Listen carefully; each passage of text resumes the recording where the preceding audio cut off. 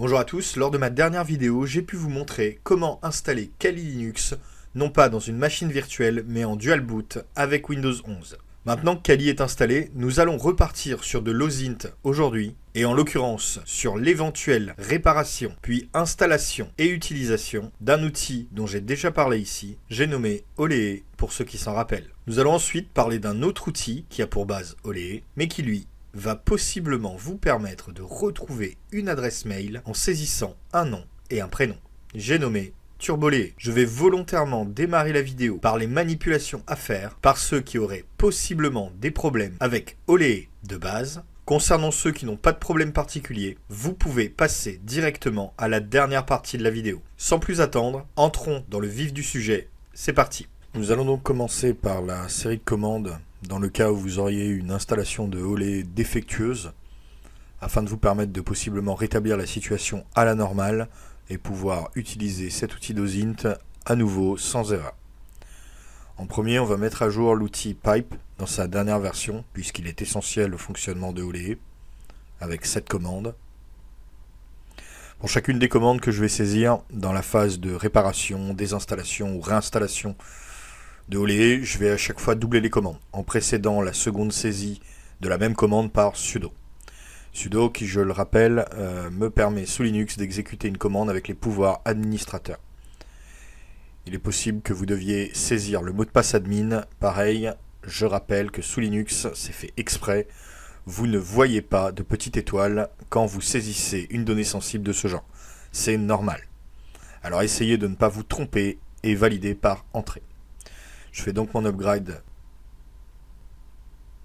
précédé de sudo maintenant. Voilà.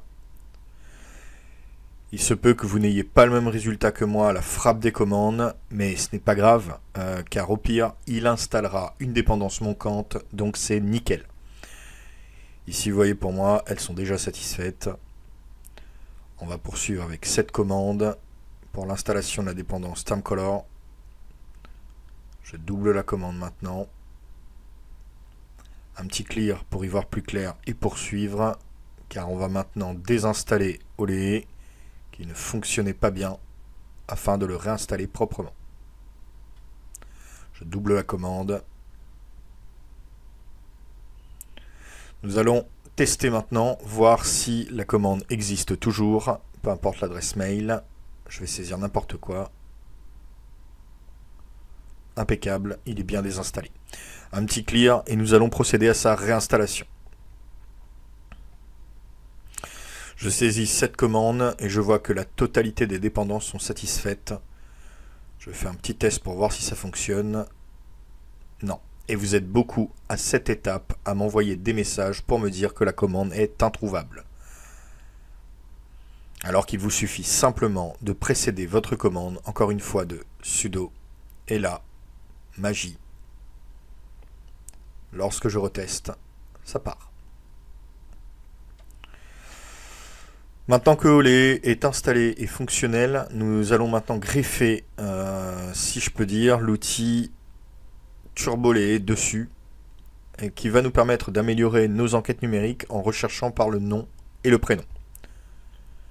Pour reformuler, si vous n'avez pas l'adresse mail de la personne que vous recherchez, alors cet outil peut être une bonne option, puisqu'il va générer de façon aléatoire des combinaisons issues du nom et du prénom de la personne que vous aurez saisie. Et il va directement tester ces combinaisons sur l'ensemble des plateformes sur lesquelles vous cherchez quand vous utilisez simplement Olee. Pour l'installation, c'est simple. Il vous suffit de cloner le dépôt avec cette commande-ci. À l'issue, vous allez dans le répertoire et c'est parti pour lancer une recherche avec cette commande-là. Pour l'exemple, je vais lancer une petite recherche sur moi-même. Et voilà, il va tourner en boucle. Je vais vous donner un autre visuel de ce qui se passe quand vous lancez votre recherche avec le dossier de l'outil ouvert juste en dessous de mon terminal. Vous voyez, il crée naturellement un dossier et si je vais voir, j'observe qu'il va vous faire un petit fichier rapport par adresse mail qu'il aura généré puis testé sur toutes les plateformes qu'il connaît. Vous pouvez également spécifier un domaine précis en rajoutant à la fin de votre commande un "-b", puis en saisissant le domaine en question. Au top. Lorsque vous n'avez aucun élément de base, même pas une adresse mail, dans le cadre de votre enquête numérique, alors ce genre d'outil peut constituer un atout non négligeable pour vous permettre possiblement de retrouver un élément qui parfois n'a jamais été publié nulle part. N'hésitez pas à me dire en commentaire ce que vous en pensez. N'hésitez pas non plus à liker, partager et à vous abonner. Merci à tous et à bientôt.